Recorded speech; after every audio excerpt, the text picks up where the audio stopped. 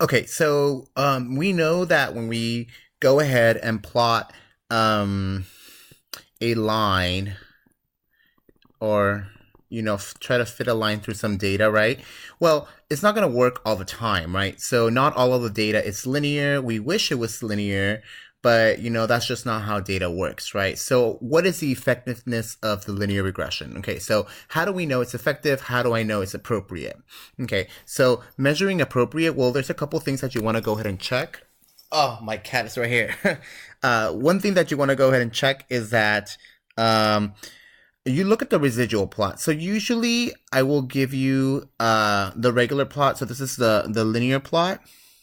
I'm just going to write linear plot. So this is with all the data. So the data is graphed here. Now here I graph the x values, right? I graph all the x values, and here I plot all of my errors.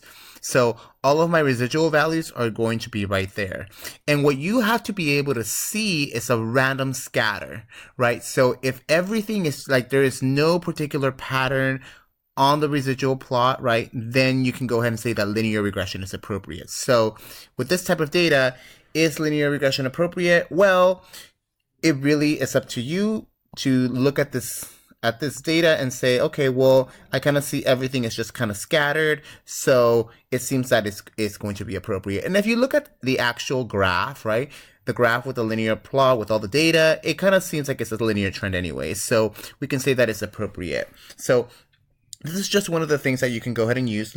Look at the residual plot. All of our errors, the plot of our errors shouldn't have any pattern, right? It doesn't make sense that we can predict our errors, right? Our errors should be all random, right? We don't know how high or how low we're going to predict something, so our errors should be completely random, right? Other things that we need to watch out for, right? Heteroscedasticity, right? That's the first thing that we want to also look at, right? Make sure that there's no fanning of the data, right? We don't not want any curvature, right? So with the nonlinear stuff, this is just curvature. And then this is really what we want. So we do not want heteroscedasticity. We do not want any curvature. What we want is no particular pattern, everything just completely scattered, right? So this is what we want when we look at residual plots, okay? Then the last thing that I really want to talk about is coefficient of determination. Now, the coefficient of determination, all it just does, it measures how much of the variation is in the response variable, and how much of that is explained by the explanatory variable. Okay, so basically, think about how many of the data points are explained within the line. So notice that here, 100% of the data is explained by the line because they're all on the line. So our R squared, which is what we say our coefficient of determination is equal to 100%, or in this case, it's 1.0. So usually it's given to us in percentages, but if you want to go ahead and write it out, this would be 100% of the data is on the line. Here, we would just say only 50% of it is explained. So here's only 50%. Here, 0%, right? Because there's none on the particular line, okay? That's basically all coefficient of determination is. How do we calculate coefficient of determination?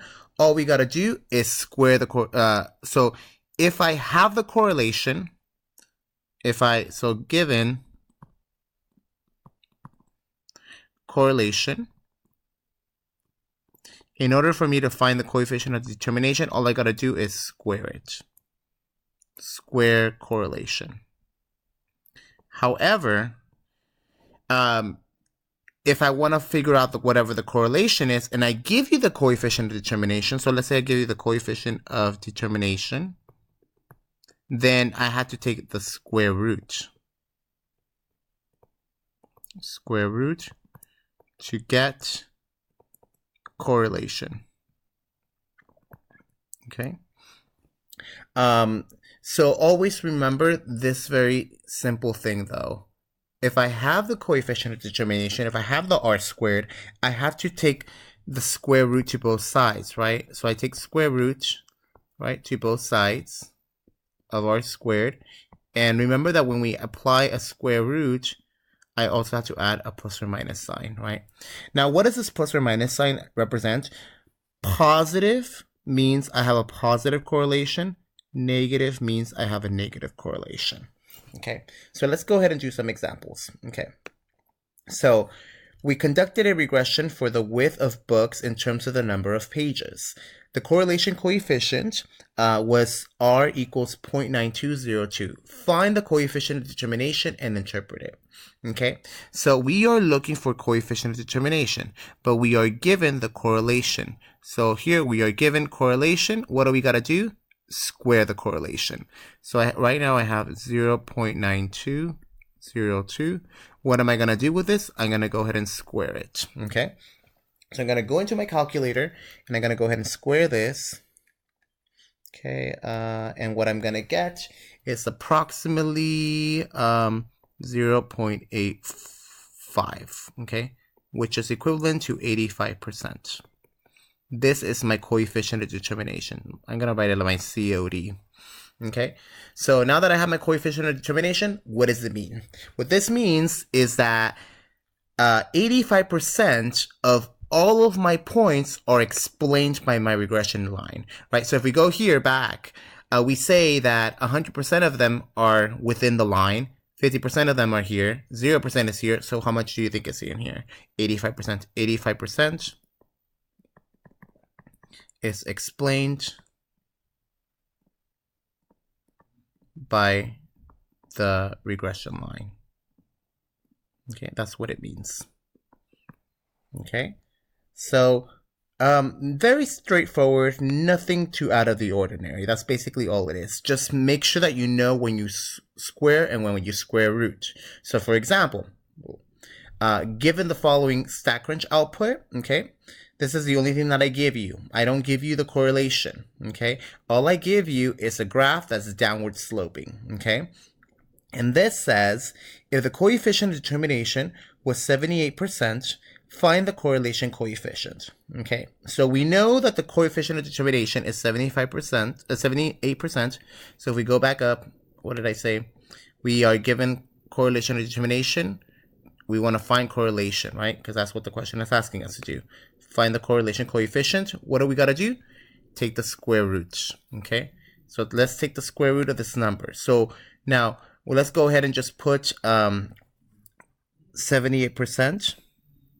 Now, 78% as a decimal is 0.78, okay? And now we want to go ahead and find the correlation, so we're going to take the square root. Now, remember, we have to always add plus or minus. Square root of 0.78. Okay, so I'm going to go ahead and put square root of 0.78, and what I'm going to get is 0.88. Okay, so very strong correlation. Now, is this my answer? No, it isn't, because remember, I still have this plus or minus. Now, the question is, which one is it? Is it the positive one or is it the negative one? Well, if you look at the graph itself, the graph is downward sloping, right? So that means the correlation between beer and a bullseye is what? Is a negative correlation, right? Because it's downward sloping. So the correlation coefficient actually is negative 0.88.